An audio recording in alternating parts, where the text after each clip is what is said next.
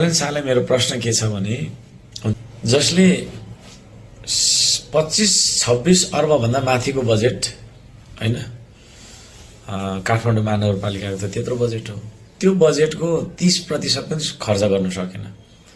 Budget खर्च गर्नु भने चाहिँ विकास गर्नु हो कि यसरी बुझ्नुपर्छ हैन। बजेट बनाइन्छ, बजेट बनाइसकेपछि त्यो बजेट यसरी चाहिँ खर्च गर्छु भन्ने तपाईको खर्चको योजनालाई बजेट भनिन्छ के खासमा हैन।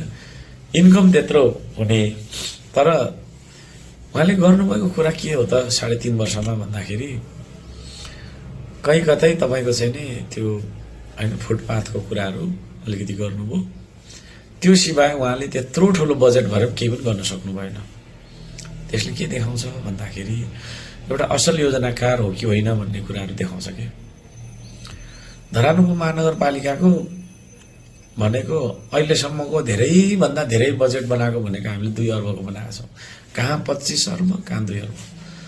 धरान उपमहानगरपालिकाको बजेट हामीले बनाउँदाखेरि यति धेरै तपाईको काम भएको छ कि यो सालको कामको भुक्तानी अर्को साल दिनुपर्ने बाध्यता पनि भएको छ। विकास त्यसरी हामीले गरेका छौं। तर जसले चाहिँ तपाईको आफ्नै महानगरपालिकामा पानी खुवाउन सकेको छैन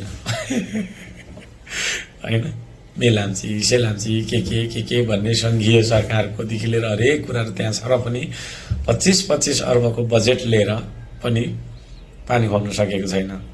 त्यो खालको स्थितिमा हैन र आफ्नो पालिकालाई त्यसरी राख्ने, काम नगर्ने है, सुकुम्बासीलाई दुःख दिनु, यो के भन्छ रे गरिब दुखीलाई मकै पोल्ने, यो चाहिँ नि हैन ठेलामा सानोतिनो व्यापार गरेर यसो गुजारा गर्ने, गरिबहरुलाई दुःख दिन बाहेक अरु काम गरेको मैले देखिन।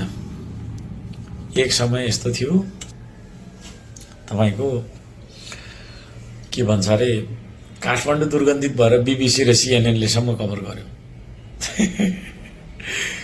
त्यतिखेर मैले गएर अलिकति छेडखानी गर्दिए हैन। त्यसरी चाहिँ तपाईको फोहोर व्यवस्थापन सम्म गर्न नसक्नेले